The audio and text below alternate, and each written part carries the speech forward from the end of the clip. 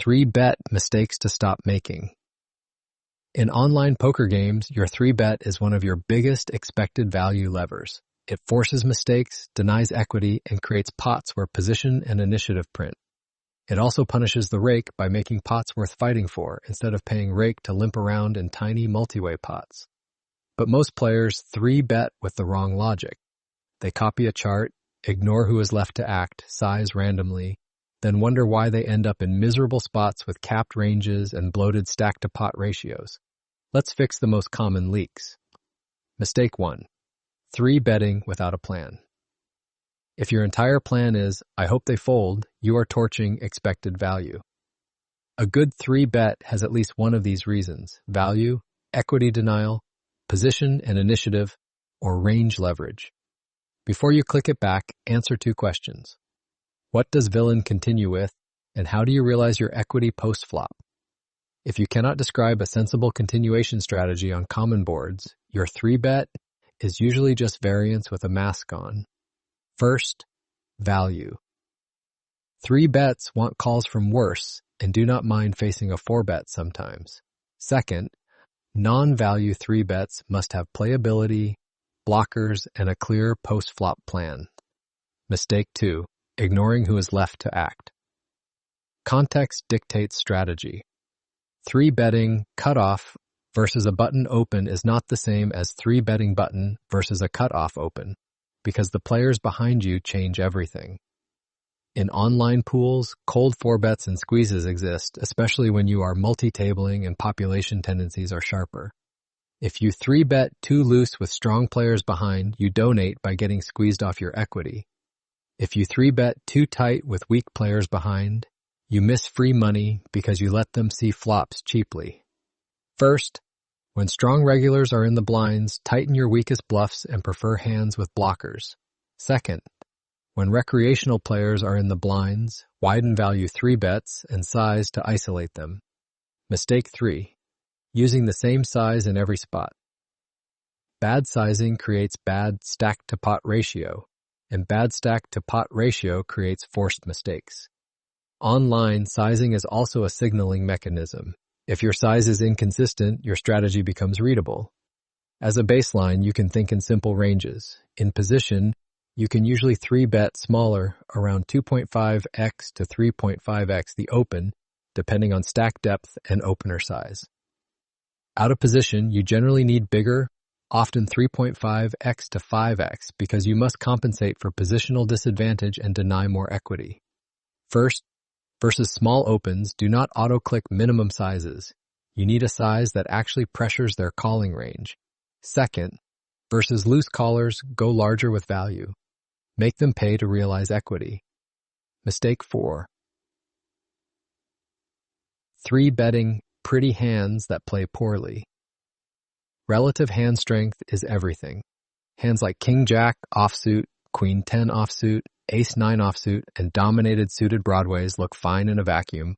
Then you get called and spend the rest of the hand guessing. If you have ever 3-bet King-Jack offsuit, got called, saw Queen-High or Ace-High boards, and felt sick, that is the leak. In many online environments, 3-bet pots get to showdown more often than you expect because players hate folding pre-flop. That means your 3-bet range wants hands that make strong top pairs, strong draws, and clean equity. Prefer Ace-King, Ace-Queen suited, King-Queen suited, suited connectors, and good suited aces as bluffs, rather than dominated offsuit broadways. Mistake 5, not respecting rake and calling too much instead. Rake is not an excuse to be reckless, but it is a real tax. When you flat too wide in rake-heavy games, you pay to see flops with hands that do not realize equity well. Then you get squeezed, go multi-way, or play a low expected value single raised pot where your edge shrinks. A disciplined 3-bet strategy often outperforms a passive flatting strategy. You isolate, you deny equity, and you get initiative. The goal is not always 3-bet. The goal is to stop paying rake on hands that should have been folded or converted into aggressive actions. Mistake 6, having a value range but no bluff range. When you only 3-bet pocket queens and better an ace-king, Competent opponents fold everything else and your expected value collapses. You need coverage. Your bluffs protect your value range by forcing villain to continue wider, and they create fold equity that makes your strong hands get paid. Good bluff candidates usually have at least one of these traits: blockers to premium continues, playability post-flop, and equity when called. Suited aces, suited connectors, and some suited broadways do this job better than random offsuit hands. Mistake 7. Over 3-betting hands that should be calls. Some hands make more money as calls. If you have a hand that plays beautifully in position, but performs poorly when it faces a 4-bet, you might be turning a comfortable situation into a high variance spot with lower expected value. Example. Logic. If an opener is tight and 4-bets aggressively, your marginal 3-bets become punts because you cannot continue versus the 4-bet, and you do not get called by worse often enough. Your range should be elastic against stations, 3-bet wider for value. Against nits, reduce bluffs and prefer hands that can continue versus 4-bets selectively. Mistake 8. Failing to adjust to opponent archetypes. Most online sites have repeated patterns. You will meet the tight grinder who overfolds to 3-bets, the caller who hates folding pre, and the thinking regular who defends correctly and attacks your c-bets. First, versus overfolders, increase 3-bet frequency and use smaller, efficient sizes to maximize risk to reward. Second, versus sticky callers, narrow your bluffs and expand your thin value. Size bigger, pre-flop.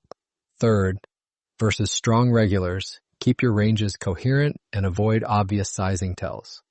Mistake 9. 3-betting, then giving up too often. Post-flop. Your pre-flop aggression must connect to your post-flop plan. If you 3-bet and then check fold every flop you miss, your opponents will call pre-flop with any 2 suited and outplay you post-flop. Initiative matters because it lets you use small bets to realize fold equity on boards that favor your range. You do not need to c-bet everything, you do need a strategy. Know which flops favor the 3-better and which flops require more checking. High card, low connected, and paired boards each demand different frequencies. Hand scenario, the autopilot punish. Stakes, 100 big blinds effective on an online cash table. Hero, small blind with 8 of spades. 7 of spades. Villain, button is a thinking regular who opens wide and defends versus 3-bets, then plays fit or fold post-flop.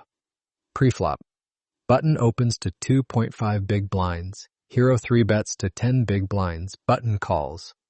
Flop, king of hearts, 6 of spades. 5 of diamonds. Pot is 20.5 big blinds. Action, hero bets 5.5 big blinds. Button calls. Turn, 2 of clubs. Pot is 31.5 big blinds. Action, hero checks. Button bets 18 big blinds. This is where most players panic because they 3-bet pre-flop without a turn plan. With 8 of spades, 7 of spades, you have an open ender on the flop, plus backdoor spades, plus strong equity versus 1 pair. Your small flop c-bet is fine because you pressure his ace highs and some weak pairs, and you keep your range protected. The mistake would be check folding turn automatically. Against this archetype, his turn stab after you check is often too wide. You can continue profitably by check calling with your draw and some backdoor equity, and you can mix in check raises with the right suits on certain runouts. The key is you are not hoping. You are executing a line where your hand has real equity and his range contains plenty of air that cannot withstand pressure. Key takeaway. Stop 3-betting on autopilot. Every 3-bet needs a reason, a size that fits position, and a post-flop plan.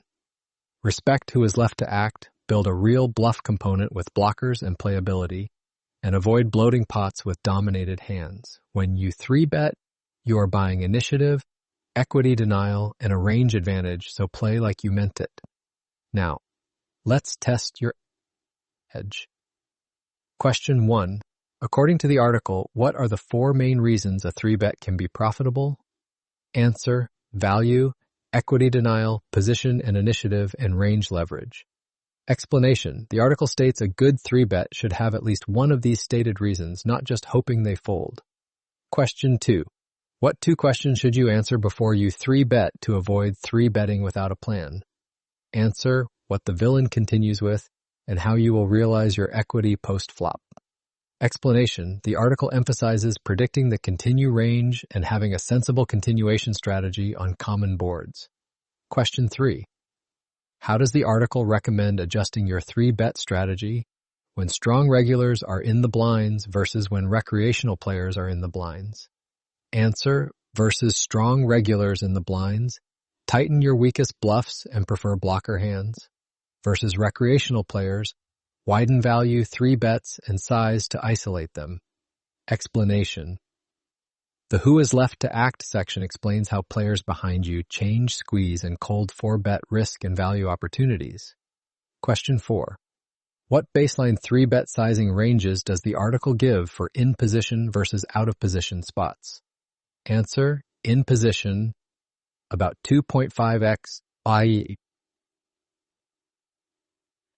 3.5x the open.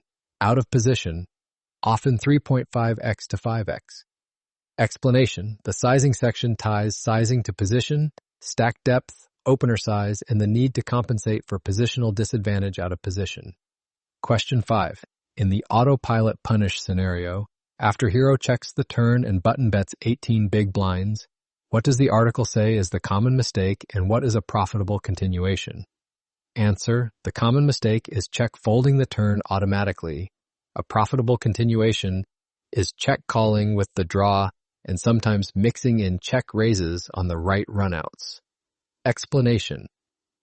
The article notes, hero has real equity, and the opponent archetype can stab turns too wide, making continued defense profitable. Study hard, play smart. That's it for now. I'll see you in the next lesson.